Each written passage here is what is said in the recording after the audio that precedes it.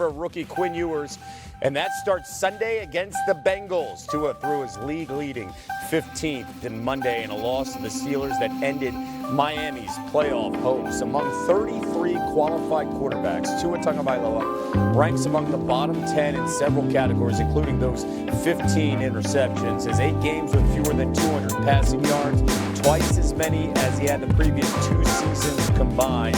Head coach Mike McDaniel explained the decision today.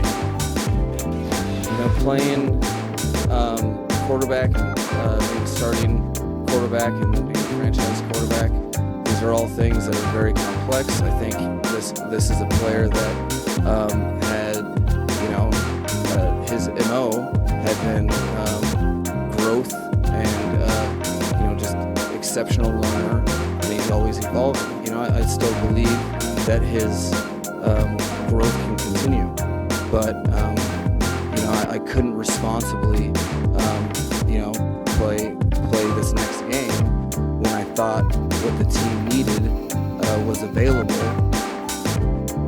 For more on this change in Miami, senior NFL insider Adam Schefter joins us now. Shefty, how do we get to this point with Tua? And now what's next for the Dolphins? This was a seismic change for the Miami Dolphins. This was a shift and them saying that we don't believe that Tua Tagovailoa is our quarterback for this season or really for the future. For them to bench him with all the salary cap ramifications that are involved is an enormous statement. If you look at the math and the numbers involved, he still is owed $54+ million guaranteed for next year. There still will be a $99 million salary cap charge that they would have to eat if and when they move on from him. It would become the single largest dead cap charge in NFL history. Now, the Denver Broncos provided a roadmap for how to navigate this and get it done. They moved off of Russell Wilson with an $85 million salary cap charge. They ate over $50 million in 1 year and are still eating this season right now $32 million and are still the #1 seed in the AFC. But the Broncos have a great defense. They hit on Bo Nix. They were able to overcome the contract that they gave Russell Wilson. The Dolphins have a lot of work to do to get there, and they're going to need some quarterback to bail them out. Quinn Ewers gets to start Sunday. Maybe he can come to the rescue. Maybe they find a quarterback in the draft, but somebody is going to have to step in to help relieve them of the mess that they've made with Tua Tagovailoa in his contract. Since Tua's first season in 2020, he's 44-33 as a starter. Okay, Tua is on ice. Let's talk about the big showdown that is tomorrow night. Rams, Seahawks, and let's get an update on Devontae Adams. What's the latest on his status? Still think it sounds like he's a long shot to play on Thursday night after suffering the hamstring injury on Sunday against the Detroit Lions. Now, the good part for the Rams is the injury is not as bad as they initially thought. It might have been when he went down and stayed down after aggravating a hamstring injury, but it could very well keep him out of Thursday night's big divisional showdown against the Seattle Seahawks, and they would have to overcome his loss in that game. Not simple to do. Meanwhile, when we look ahead to this weekend, Christian Watson was in the hospital in Denver on Sunday night getting his chest examined, was discharged, flew home with the team, and actually was limited in practice today and said he should be good to go on Saturday night against the Bears. Football players are different. They can be in the hospital and then play 6 days later, as Watson is now attempting to do. And Lamar Jackson did not practice today.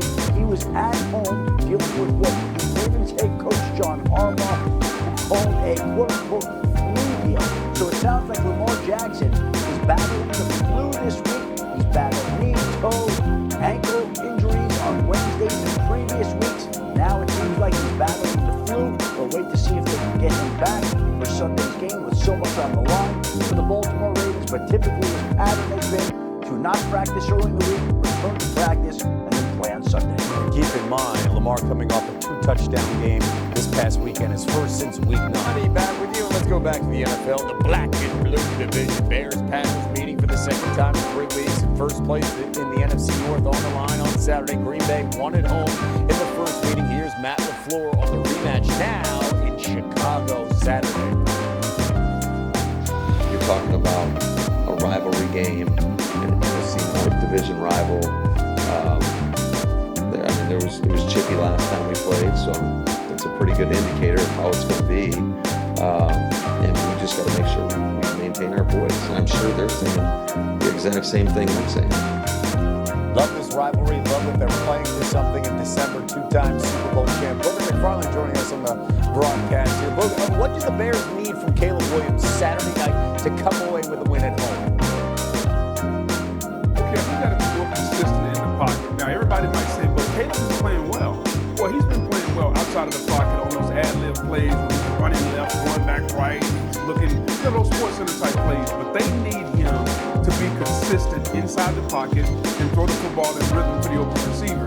This Bears offense has been really good. They have a two-headed monster at running back, and Kyle Young and DeAndre Swift. They can run the football. The offensive line is playing well.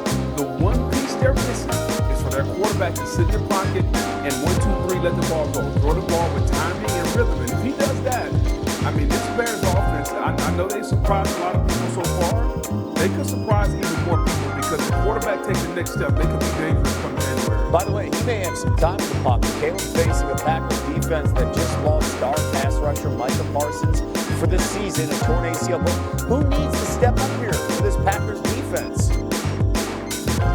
Well, I could list individually one by one everybody, but anytime you lose a player like Micah Parsons, that means everybody's got to carry the load. From Rashawn Gary to Edrin Cooper, all of those guys have got to step up and make more plays. Micah Parsons may be the most influential player that doesn't play the quarterback position in football. Let that sink in. His pressure rate was #1 in the National Football League, so no one player is going to replace him. But if you ask me to pick a couple guys, I'll take those guys I named. Rashawn Gary, who was the opposite end of Micah Parsons, and Edrin Cooper, who is a linebacker from Texas A&M. He is outstanding. I think those two guys are going to try to take the load. But make no mistake, no one guy is replacing Micah Parsons and his impact that he had on the Green Bay defense, both off the field and on the field. Even with Parsons out, Packers are 1.5-point road favorites in that contest Saturday night. All right, tomorrow night, the #1 seed in the NFC at stake, the Rams and Seahawks. They face off in Seattle. What's going to be the one storyline you're watching? Well, it's a storyline we've seen. You know, oftentimes the sequel is not as good as the first movie, but for Sam Darnold, I hope it is. Because the last time we saw Sam Darnold in this situation, where it's Sam Darnold and his team against an opponent for the 1 seed, he didn't come up so good. Remember when Minnesota played Detroit and the 1 seed was on the line? Minnesota lost, Detroit won, and so on and so forth. He has another opportunity. If the Seattle Seahawks win, then they could take control of the NFC and be the 1 seed. If they lose, they fall all the way back to the 5 seed. They may be on the road at Tampa Bay, a team they've already lost to this season. So this is a pivotal game.